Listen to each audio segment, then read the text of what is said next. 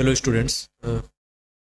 आज की क्लास हमारी इंडियन पॉलिटी की और आज का टॉपिक रहेगा सीएजी, भारत के नियंत्रक और महालेखा परीक्षक। और इस टॉपिक पे जितने भी क्वेश्चन हैं हम सारे सॉल्व करेंगे। और लास्ट जो 20-25 साल के जो यूपीएससी, बीपीएससी और UPPCS, ROR, other state PCS में जो बार बार पूछे गए क्वेश्चन है उस क्वेश्चन पे हम डिस्कस करेंगे।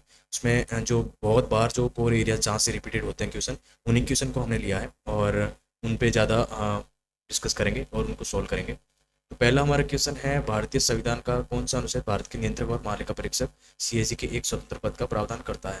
ये क्वेश्चन है यूपीपीसीएस प्रीलिम्स 2015 और बीपीएससी 2018 में पूछा गया क्वेश्चन है। ऑप्शन ए है आर्टिकल 148 में, और बी है ऑप्शन आर्टिकल 149, सी ऑप्शन हमारा आर्टिकल 150 और डी ऑप्शन हमारा आर्टिकल 151। तो इसमें जो इसका आंसर है जो ए ऑप्शन, यानी जो आर्टिकल 148 है, सीएजी के पद से संबंधित है। अगला हमारा क्वेश्चन है जो बीपीएससी और एमपीपीसीएस में पूछा गया क्वेश्चन है। क्वेश्चन है, भारत के नियंत्रक और महालेखा परीक्षक की नियुक्ति कौन करता है।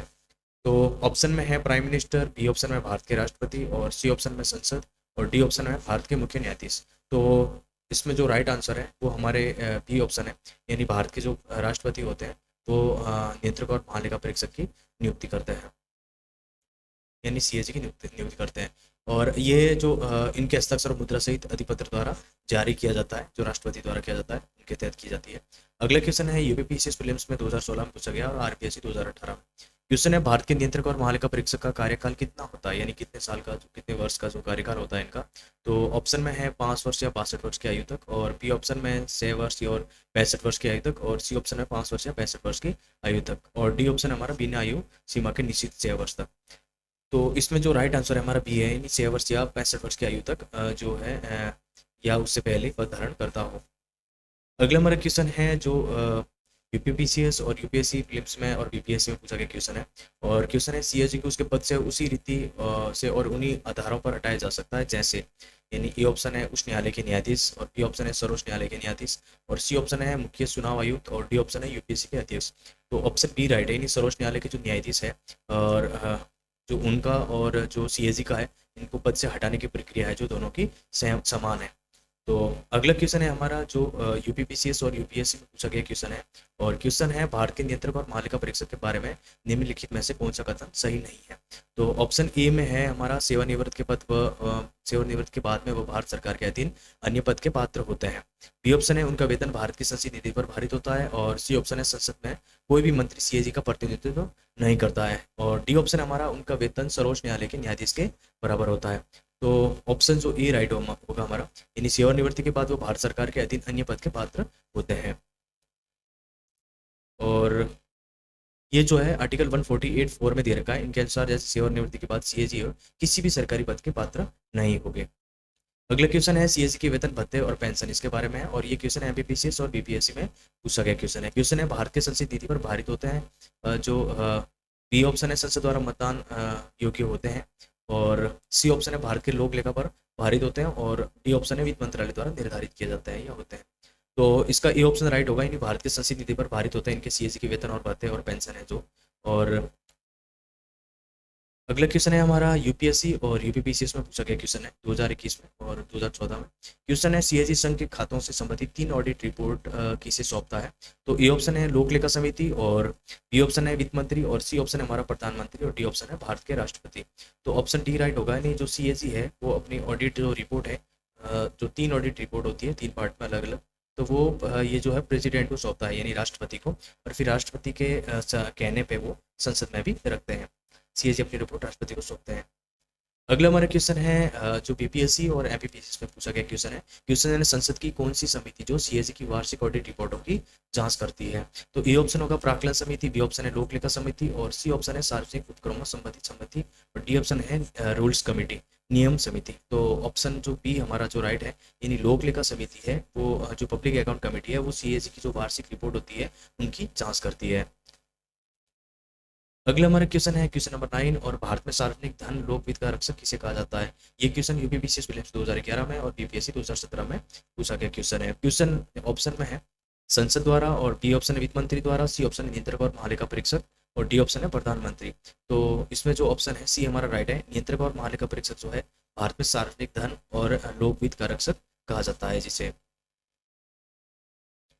अगला हमारा क्वेश्चन है यूपीपीसीएस में 2017 में और आरपीएससी 2019 में पूछा गया क्वेश्चन है सीएस के कर्तव्यों, शक्तियों और सेवा शर्तों के संसद द्वारा किस वर्ष पारित और कानून द्वारा परिभाषित किया गया है। तो ऑप्शन ए में है 1950 में, बी ऑप्शन में 1971 में, सी ऑप्शन है 1977 में और डी ऑप्शन है 1985 में। तो ऑप्शन बी राइट होगा हमारा। 1971 में जो है हमारे जो सीएसजी के कर्तव्य और उनकी शक्ति और उनकी सेवा शर्तों के बारे में संसद द्वारा निर्धारित किया गया था कानून पास करके। अगला हमारा क्वेश्चन है जो यूपीएससी 2004 में और यूपीपीसीएस 2014 में पूछा गया था क्वेश्चन है केंद्र सरकार के खातों के किस वर्ष लेखांकन को लेखा परीक्षा से अलग किया गया था, यानी अकाउंटिंग को ऑडिटिंग से अलग किया गया था। तो ए ऑप्शन है 1950 में, बी ऑप्शन 1971 में, सी ऑप्शन है 1977 में और डी ऑप्शन है 1991 में। तो ऑप्शन सी हमारा राइट है, यानी जो 1977 है उसमें जो हमारे अकाउंटिंग से ऑडिटिंग को अलग किया गया था केंद्र सरकार द्वारा। अगला क्वेश्चन है बीपीएससी 2022 में पूछा गया क्वेश्चन है भारतीय संविधान का अनुच्छेद 149 में किससे संबंधित है। तो ऑप्शन ए होगा सीएससी की नियुक्ति से संबंधित है, बी ऑप्शन है सीएससी के कर्तव्य और शक्तियों से संबंधित है और सी ऑप्शन है संघ और राज्यों के खातों का प्रारूप और डी ऑप्शन हमारा सीएससी की audit report. Option B right होगा हमारा, यानी सीएससी का कर्तव्य और शक्तियों से संबंधित है जो 149 सीएससी के कर्तव्य और शक्तियों से निर्धारित करता है। अगला हमारा क्वेश्चन है यूपीएससी प्रीलिम्स 2018 में पूछा गया क्वेश्चन है ये कौन निर्धारित करता है कि संघ और राज्यों के खातों के किस प्रारूप में रखा जाएगा।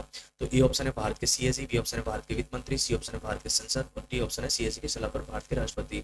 तो ऑप्शन डी राइट है, यानी जो अनुच्छेद 150 के अनुसार राष्ट्रपति सीएससी की सलाह पर उसे निर्धारित करते हैं। अगला क्वेश्चन है भारत की आकस्मिकता निधि और भारत के लोक लेखा जो पब्लिक अकाउंट है से होने वाले खर्चों की लेखा परीक्षा किसके द्वारा की जाती है। ये यूपीपीसी 2020 में क्वेश्चन पूछा गया था। ए ऑप्शन है वित्त मंत्रालय द्वारा, बी ऑप्शन है सीएजी द्वारा और सी ऑप्शन है लोक लेखा समिति और डी ऑप्शन है प्राक्कलन समिति। ऑप्शन बी राइट होगा हमारा, क्योंकि जो सीएजी है आकस्मिकता नीति और लोक लेखा से होने वाले सभी जो खर्चों की लेखा परीक्षा करता है। अगला हमारा क्वेश्चन है और एमपीपीसीएस 2015 में बीपीएससी 2016 में पूछा गया क्वेश्चन है भारत के पहले नियंत्रक और महालेखा परीक्षक सीएजी कौन थे, यानी जो फर्स्ट हमारे जो सीएजी थे वो कौन थे। ए ऑप्शन है ए के संधा और बी ऑप्शन है ए के रॉय, सी ऑप्शन है वी नरहरि राव और डी ऑप्शन है एस रंगनाथन। तो ऑप्शन सी हमारा राइट होगा, यानी जो वी नरहरि राव है वो 1948 से 1954 तक स्वतंत्र भारत से पहले सीएजी के रूप में कार्य किया गया था। अगला हमारा क्वेश्चन है यूपीपीसीएस मैथ्स 2013 में पूछा गया क्वेश्चन है और क्वेश्चन है किसने सीएजी को भारत के संविधान के तहत सबसे महत्वपूर्ण अधिकारी बताया था। तो ऑप्शन ए है जवाहरलाल नेहरू, बी ऑप्शन है डीबीआर अम्बेडकर, सी ऑप्शन है राजेंद्र प्रसाद, डी ऑप्शन सरदार वल्लभ भाई पटेल। तो ऑप्शन बी राइट होगा, जो अम्बेडकर साहब है उन्होंने बताया कि जो संविधान सभा के वाद विवाद के दौरान ये कहा गया था उनके द्वारा। अगला क्वेश्चन है हमारा आरपीएससी 2021 और बीपीएससी 2023 में पूछा गया क्वेश्चन सीएजी किसी राज्य के खातों से संबंधित ऑडिट रिपोर्ट किसे सौंपता है। ए ऑप्शन होगा राज्य के राज्यपाल, बी ऑप्शन होगा मुख्यमंत्री, सी ऑप्शन होगा विधानसभा अध्यक्ष और डी ऑप्शन होगा भारत के राष्ट्रपति। तो ऑप्शन ए हमारा राइट होगा, नहीं राज्य के राज्यपाल को अनुच्छेद 151 के अनुसार राज्य के खातों की ऑडिट रिपोर्ट राज्यपाल को सौंपी जाती है। अगला हमारा क्वेश्चन है क्वेश्चन नंबर 18, यानी अपना पद ग्रहण करने से पहले सीएजी किसके समक्ष शपथ या जो प्रतिज्ञान लेता है। तो ये यूपीपीसीएस 2018 में पूछा गया क्वेश्चन है। तो ए ऑप्शन होगा भारत के मुख्य न्यायाधीश, बी ऑप्शन होगा प्रधानमंत्री और सी ऑप्शन होगा भारत के राष्ट्रपति, डी ऑप्शन होगा लोकसभा अध्यक्ष। तो ऑप्शन सी राइट होगा हमारा, यानी जो भारत के राष्ट्रपति है वो उनके समक्ष है, जो सीएजी भारत के राष्ट्रपति है उनके द्वारा नियुक्त व्यक्ति के समक्ष शपथ लेता है और उनके द्वारा ही उनको हटाया जा सकता है, जो सुप्रीम कोर्ट के जज के समान उनका प्रोसेस होता है। अगला क्वेश्चन है भारतीय संविधान के किस अनुसूची में सीएजी की शपथ या प्रतिज्ञान का प्रारूप शामिल है।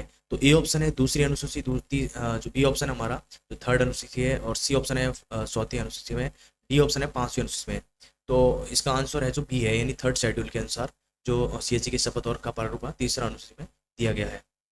अगला हमारा क्वेश्चन है क्वेश्चन नंबर 20, भारत का सीएजी किस इकाई के लिए मुख्य लेखाकार और लेखा परीक्षक दोनों के रूप में कार्य करता है। यूपीएससी 2010 में पूछा गया था क्वेश्चन। ए ऑप्शन में है केंद्र सरकार, बी ऑप्शन में राज्य सरकार है और सी ऑप्शन में केंद्र और राज्य दोनों, डी में न केंद्र न राज्य, नेदर यूनियन और नॉर स्टेट्स। तो ऑप्शन बी राइट होगा, नहीं राज्य सरकारें हैं जो 1976 से सीएजी केवल राज्य सरकारों के लिए लेखाकार जो अकाउंटेंट है का कार्य करता है, लेकिन लेखा परीक्षक दोनों का है। अगला हमारा क्वेश्चन है जो यूपीपीसीएस 2021 में पूछा गया क्वेश्चन है राज्यपाल के अनुरोध पर पंचायत और नगर पालिकाओं जैसे स्थानीय निकायों के खातों की लेखा परीक्षण करने के लिए कौन जिम्मेदार है। ये ऑप्शन होगा राज्य वित्त आयोग, बी ऑप्शन होगा नियंत्रक और महालेखा परीक्षक, सी ऑप्शन होगा राज्य के महालेखाकार, डी ऑप्शन है केंद्रीय वित्त आयोग। तो ऑप्शन जो है बी राइट होगा हमारा, यानी राष्ट्रपति या राज्यपाल के अनुरोध पर सीएजी स्थानीय निकायों का ऑडिट कर सकता है। अगला हमारा क्वेश्चन है जो बीपीएससी 2020 में पूछा गया था क्वेश्चन, क्या भारत का सीएजी लोक लेखा समिति यानी पीएससी का सदस्य होता है? तो ऑप्शन में दे रखा हाँ पदेन सदस्य होता है, बी ऑप्शन होता है नहीं लेकिन वह समिति का सहायता करता है, सी में है हाँ अध्यक्ष द्वारा मनोनीत किया जाता है, डी ऑप्शन में नहीं इसका पीएससी से कोई संबंध नहीं है। तो ऑप्शन बी राइट होगा, नहीं लेकिन ये समिति की सहायता करता है, यानी भारत का सीएजी है लोक लेखा समिति का सदस्य नहीं होता है लेकिन वह समिति की सहायता करता है। अगला क्वेश्चन है यूपीएससी जो प्रीलिम्स 2013 में पूछा गया क्वेश्चन है निम्नलिखित में से किस निकाय का ऑडिट पूरी तरह और सीधे सीएजी द्वारा किया जाता है? तो ए ऑप्शन होगा Jeevan Bima Nigam Nigam LIC, B option होगा Bharatiya State Bank SBI, C option होगा दामोदर घाटी निगम और डी ऑप्शन होगा भारतीय रिजर्व बैंक आरबीआई। तो ऑप्शन सी राइट होगा हमारा, यानी दामोदर घाटी निगम जैसे सार्वजनिक निगम का ऑडिट सीधे और पूरी तरह से सीएजी द्वारा किया जाता है। अगला क्वेश्चन है हमारा यूपीएससी 2015 में पूछा गया था, भारत की संचित निधि से धन जारी करने पर सीएजी का नियंत्रण कैसा होता है? तो ए ऑप्शन होगा पूर्व और हस्ताक्षर के बिना कोई पैसा नहीं निकलता, बी ऑप्शन का पैसा खर्च होने के बाद ही, सी ऑप्शन होता है अस्तित्वहीन है, ब्रिटिश सीएजी के विपरीत है, केवल रक्षा व्यय तक सीमित है, डी ऑप्शन में। ऑप्शन सी राइट है, यानी ब्रिटेन के विपरीत भारत के सीएजी का धन जारी करने का नियंत्रण नहीं होता है, जबकि ब्रिटेन में होता है। अगला क्वेश्चन है और यूपीपीसीएस 2019 में पूछा गया था, भारत के नियंत्रक और मालिका परीक्षा के वेतन और सेवा की अन्य शर्तों को निर्धारित करता है? तो ऑप्शन ई है भारत के राष्ट्रपति, बी ऑप्शन है भारत की संसद, सी ऑप्शन है वित्त आयोग और डी ऑप्शन है सर्वोच्च न्यायालय। तो ऑप्शन बी राइट है, यानी भारत की संसद है जो सीएजी का वेतन और सेवा की अन्य शर्तें संसद द्वारा कानून बनाकर निर्धारित की जाती है। और इसमें जैसे मेंबर ऑफ पार्लियामेंट हो गए और जैसे कैबिनेट मंत्री हो गए या प्राइम मिनिस्टर भी हो गया, इन सभी की जो वेतन और भत्ते या फिर जो सैलरी जो भी होता है वो सारी भी संसद में कानून बनाकर निर्धारित की जाती है।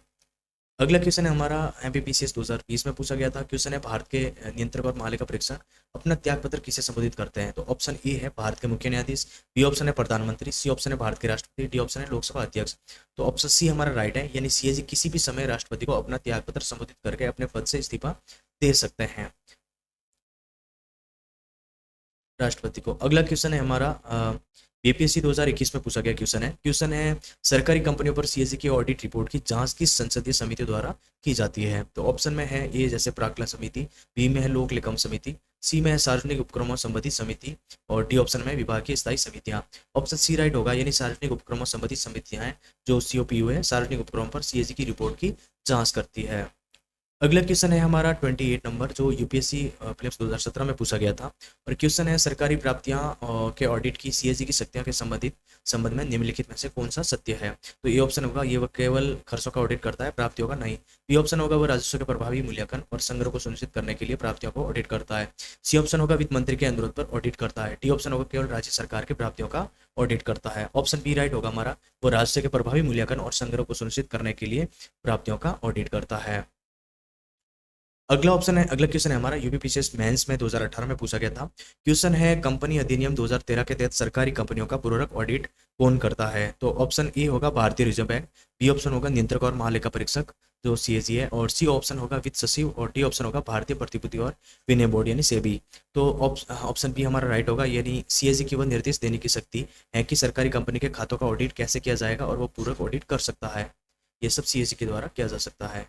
अगला क्वेश्चन है और लास्ट अंतिम क्वेश्चन है हमारा जो यूपीएससी प्रीलिम्स 2016 में पूछा गया था, सीएजी द्वारा किया जाने वाला कौन सा ऑडिट विवेकाधीन है जो सरकारी खर्च की बुद्धिमत्ता, निष्ठा और मितव्ययता की जांच करता है? तो ए ऑप्शन होगा नियामक लेखा परीक्षा जो रेगुलेटरी ऑडिट है और बी ऑप्शन होगा औषधीय लेखा परीक्षा यानी प्रोप्राइटरी ऑडिट है, सी ऑप्शन होगा वित्तीय लेखा परीक्षा जो फाइनेंशियल ऑडिट है और डी ऑप्शन होगा हमारा विनियोग लेखा परीक्षा यानी एप्रोप्रिएशंस ऑडिट है। तो ऑप्शन बी राइट होगा, यानी जो औषधीय लेखा परीक्षा है खर्च की बुद्धिमत्ता और मितव्ययता की जांच करती है ताकि अनुसूचित फिजूल खर्ची के मामलों का पता लगाया जा सके। ये एक विवेकाधीन है। तो आज की क्लास के लिए इतना ही और ये क्लास आपके लिए बहुत ज़्यादा इंपॉर्टेंट है और कंप्लीट जो हमने सीएजी टॉपिक पे जितने भी मोस्ट इंपॉर्टेंट क्वेश्चन थे वो सारे क्वेश्चन हमने इसी क्लास में कंप्लीट करे। और अगर आपने टॉपिक कहीं से भी पढ़ा हो और यहाँ से अगर आपने प्रैक्टिस करी है तो आपके कोई भी एग्जाम में, कोई भी स्टेट पीसीएस और यूपीएससी के एग्जाम में अगर इस टॉपिक से कोई क्वेश्चन आएगा तो वो क्वेश्चन आपका नहीं छूटेगा। और मैं आपको इस चीज़ के बारे में बता देता हूँ कि इसकी जो कंप्लीट पीडीएफ है वो आपको टेलीग्राम ग्रुप में मिल जाएगी और उसकी लिंक मैं डिस्क्रिप्शन में नीचे दे दूंगा और वहाँ से आप इस पीडीएफ को डाउनलोड करके प्रिंट निकलवा के खुद से भी प्रैक्टिस कर सकते हैं। और इसी के साथ में ही जैसे हर टॉपिक पे हमने क्लास ली है और जो मोस्ट इंपॉर्टेंट रिपीटेड क्वेश्चन है उन सभी क्वेश्चन को कवर करा है हमने। तो आप अगर वहाँ से क्लास करते हैं तो आपको बहुत ज़्यादा बेनिफिट मिलेगा। मिलते हैं नए टॉपिक के साथ में और